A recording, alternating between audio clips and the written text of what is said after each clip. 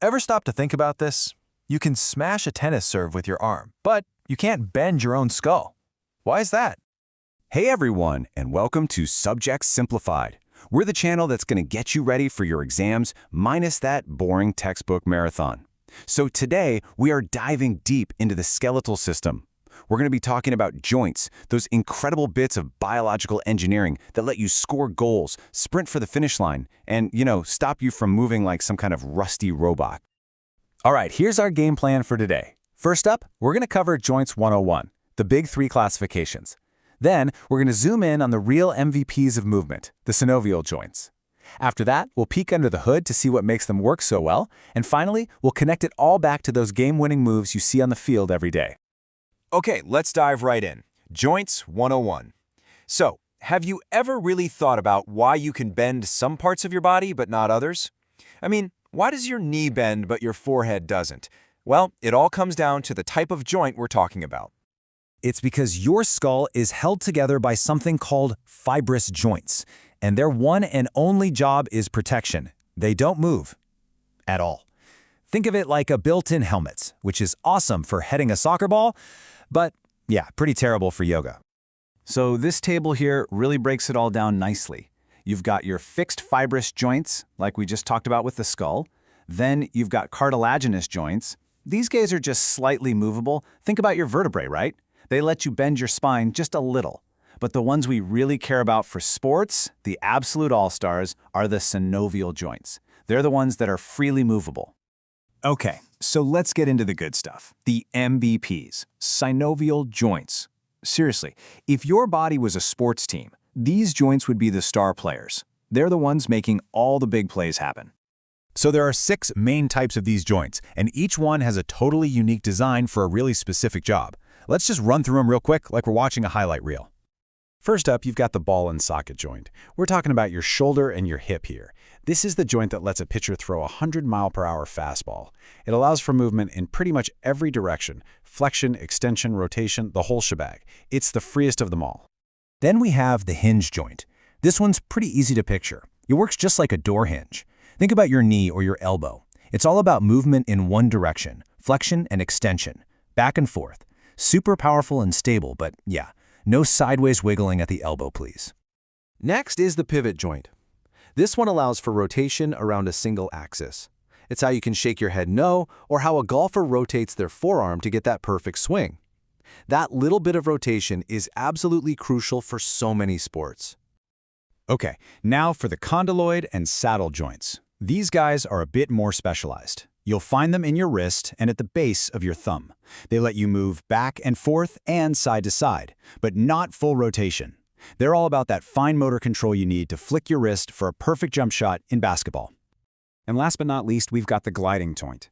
This is where you have flat bone surfaces just, gliding over one another.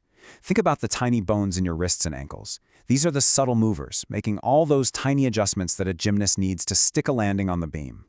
So you might be wondering, what's the secret sauce here? What lets these high-performance joints move so freely without just grinding themselves into dust? Well, let's pop the hood and take a look at the anatomy. Every single synovial joint comes packed with this essential toolkit. You've got articular cartilage, a synovial membrane and fluid, the joint capsule itself, ligaments, and something called a bursa. They all work together to make movement smooth and stable. So let's start with articular cartilage. This is that super smooth, shock-absorbing cushion right on the ends of your bones. It's tougher and slicker than ice, and it's what prevents your bones from painfully grating against each other.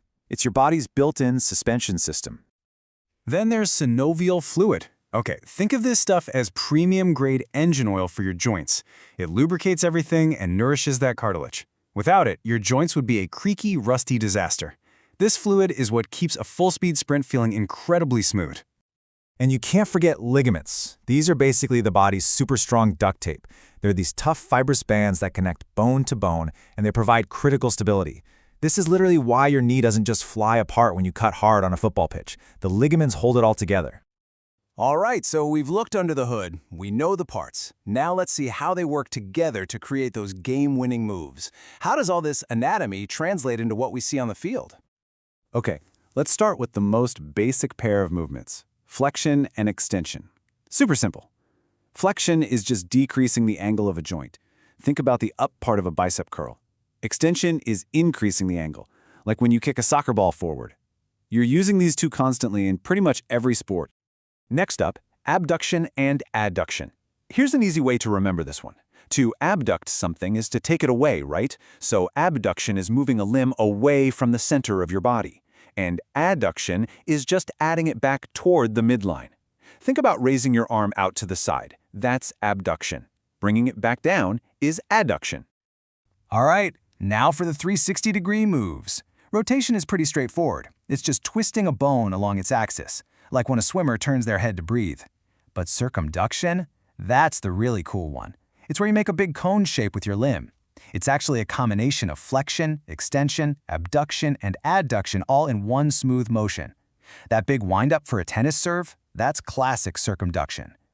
And we can't forget the ankle specials. You've got plantar flexion, which is pointing your toes down like a ballet dancer on their tiptoes, and then dorsiflexion is pulling your toes up towards your shin. These are absolutely vital for running, jumping, and, not face-planting on your way to class. So what's the big takeaway from all of this? Well, it all boils down to this. How a joint is built is the key to understanding how an athlete moves. The structure of each joint directly allows for and limits the incredible range of movements we see in sports. It's that simple. So now that you know the mechanics, which athletic movement are you going to see differently? Next time you're watching a game, don't just see a killer serve. See the ball and socket joint in action. See the flexion and rotation all working together in perfect harmony. Hey, if this video simplified your studies, do us a favor and hit like and subscribe to the Subject Simplified channel for more stuff just like this. We'll catch you next time.